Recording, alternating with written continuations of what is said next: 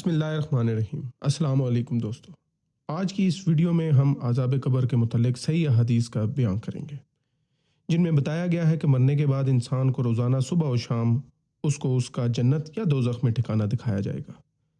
اگلی حدیث میں بتایا گیا ہے کہ عذاب قبر حق ہے اور عذاب قبر سے پناہ طلب کرنے کا حکم کیا گیا ہے۔ اسی طرح اگلی حدیث میں قبر میں منکر نکیر کے سوالات اور بعد کے احوال کا ذکر ہے۔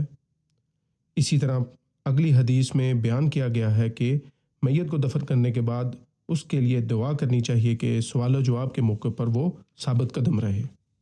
تو چلیں آگے بڑھتے ہیں، ان احادیث کا ایک ایک کر کے مطالعہ کرتے ہیں۔ تمام دیکھنے والوں سے التماس ہے کہ ویڈیو کو لائک کریں اور چینل کو سبسکرائب کریں۔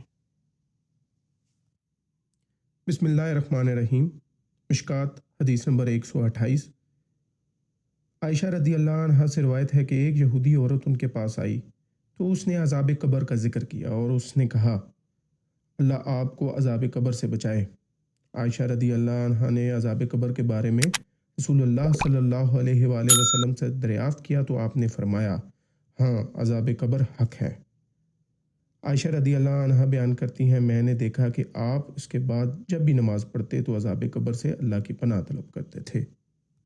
بسم اللہ الرحمن الرحیم۔ مشکات حدیث نمبر 129۔ زید بن ثابت رضی اللہ عنہ بیان کرتے ہیں، اس اثناء میں کہ رسول اللہ صلی اللہ علیہ وآلہ وسلم اپنے خچر پر سوار بنو نجار کے باغ میں تھے، جبکہ ہم بھی آپ کے ساتھ تھے کہ اچانک خچر بت کا قریب تھا کہ وہ آپ کو گرا دیتا۔ وہاں 5-6 قبریں تھیں۔ آپ صلی اللہ علیہ وآلہ وسلم نے فرمایا، ان قبروں والوں کو کوئی جانتا ہے؟ ایک آدمی نے عرض کیا، میں۔ آپ نے فرمایا، وہ کب فوت ہوئے تھے؟ اس نے کہا، حالت شرک میں۔ آپ صلی اللہ علیہ وآلہ وسلم نے فرمایا، بے شک اس امت کے لوگوں کا ان کی قبروں میں امتحان لیا جائے گا۔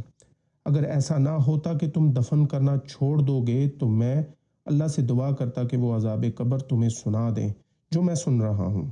پھر آپ صلی اللہ علیہ وآلہ وسلم نے اپنا رخ انور ہماری طرف کرتے ہوئے فرمایا، جہنم کے عذاب سے اللہ کی پناہ طلب کرو۔ انہوں نے عرض کیا، ہم عذاب جہنم سے اللہ کی پناہ طلب کرتے ہیں۔ آپ صلی اللہ علیہ وآلہ وسلم نے فرمایا، عذاب قبر سے اللہ کی پناہ طلب کرو۔ انہوں نے کہا، ہم عذاب قبر سے اللہ کی پناہ طلب کرتے ہیں۔ آپ صلی اللہ علیہ وآلہ وسلم نے فرمایا، ظاہری اور باطنی فتنوں سے اللہ کی پناہ طلب کرو۔ انہوں نے کہا، ہم ظاہری اور باطنی فتنوں سے اللہ کی پناہ چاہتے ہیں۔ آپ صلی اللہ علیہ وآلہ وسلم نے فرمایا، دجال کے فتنے سے اللہ کی پناہ طلب کرو۔ انہوں نے کہا، ہم دجال کے فتنے سے اللہ کی پناہ چاہتے ہیں۔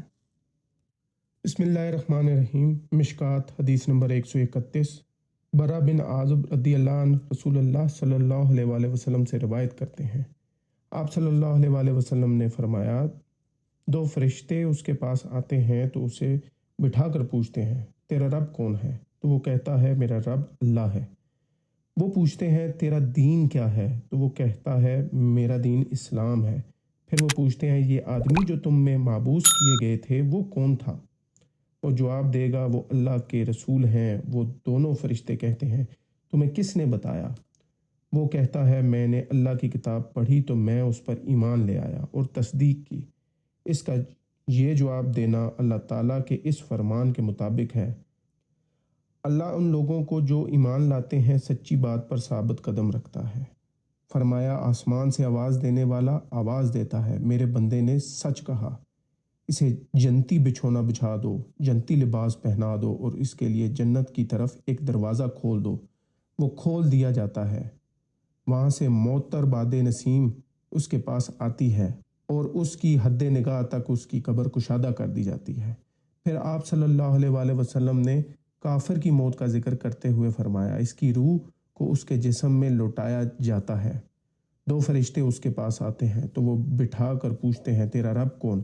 وہ کہتا ہے، ہائے ہائے میں نہیں جانتا۔ پھر وہ پوچھتے ہیں، تیرا دین کیا ہے؟ وہ جواب دیتا ہے، ہائے ہائے میں نہیں جانتا۔ پھر وہ پوچھتے ہیں، وہ شخص جو تم میں معبوس کیے گئے تھے وہ کون تھے؟ پھر وہی جواب دیتا ہے، ہائے ہائے میں نہیں جانتا۔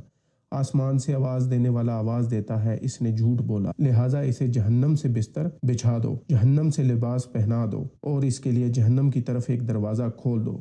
فرمایا جہنم کی حرارت اور وہاں کی گرم لو اس تک پہنچے گی۔ فرمایا اس کی قبر اس پر تنگ کر دی جاتی حتیٰ کہ اس کے ادھر کی پسلیاں ادھر نکل جاتی ہیں۔ پھر ایک اندھا اور بہرا داروغہ اس پر مسلط کر دیا جاتا ہے جس کے پاس لوہے کا بڑا ہتھوڑا ہوتا ہے، اگر اسے پہاڑ پر مارا جائے تو وہ مٹی ہو جائے۔ وہ اس کے ساتھ اسے مارتا ہے تو جن و انس کے سوا مشرق و مغرب کے مابین موجود ہر چیز اس مار کو سنتی ہے، وہ مٹی ہو جاتا ہے، تو پھر روح کو دوبارہ اس میں لٹا دیا جاتا ہے۔ بسم اللہ الرحمن الرحیم۔ مشکات حدیث نمبر 133۔ عثمان رضی اللہ عنہ بیان کرتے ہیں جب نبی صلی اللہ علیہ وآلہ وسلم میت کو دفن کرنے سے فارغ ہوتے تو اس کے پاس کھڑے ہو کر فرماتے، اپنے بھائی کے لیے مغفرت طلب کرو، پھر اس کے لیے سوال و جواب کے موقع پر ثابت قدمی کی درخواست کرو کیونکہ اب اس سے سوال کیا جائے گا۔ تمام دوستوں سے التماس ہے کہ وہ ویڈیو کو لائک کریں، ویڈیو کو اپنے دوستوں کے ساتھ شیئر کریں اور چینل کو سبسکرائب کریں۔ بہت بہت شکریہ۔